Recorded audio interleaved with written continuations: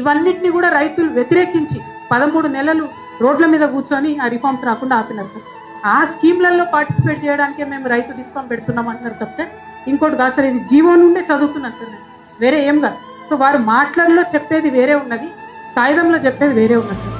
That is why I'm time and again saying government is working with a malafide intention sir. ఇది మాత్రం ఒకవేళ రైతు discount అనేది పెడితే ఖచ్చితంగా టోటల్గా తెలంగాణ వ్యవసాయానికి ఎండ్రీలు పోసినట్టే సార్, ఇంకొకటైతే లేదు. ఇది మాత్రం వద్దు సార్ దయచేసి.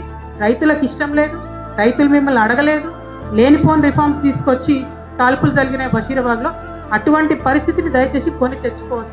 రైతులు అడగలేదు, మిమ్మల్ని అడగకుండా ఇట్లాంటి పని చేయొద్దన్నది ఒక రిక్వెస్ట్. తమరితో రిక్వెస్ట్ మాత్రం 33 జిల్లాల్లో దయచేసి మీరు పెట్టండి సార్. పెట్టకుండా ఈ ఒక్క పబ్లిక్ హియరింగ్తో ఈఆర్సీ కనుక లైసెన్స్ ఇస్తే మేమైతే బల్పం కట్టుకొని ప్రజల దగ్గరికి పోతాం సార్. ప్రతి జిల్లాకు పోతాం, ప్రతి ఊరికి పోతాం. ఇది ఎంత రైతు వ్యతిరేక నిర్ణయమో, ఇది ఎంత రైతు వ్యతిరేక ప్రభుత్వమో ప్రజలకు చెప్పాల్సిన పరిస్థితి వస్తుంది. దయచేసి చైర్మన్ గారితో రిక్వెస్ట్ ఒకటే, ఫస్ట్ అయితే రిజెక్ట్ చేయండి సార్ వీళ్ళ ప్రపోజల్.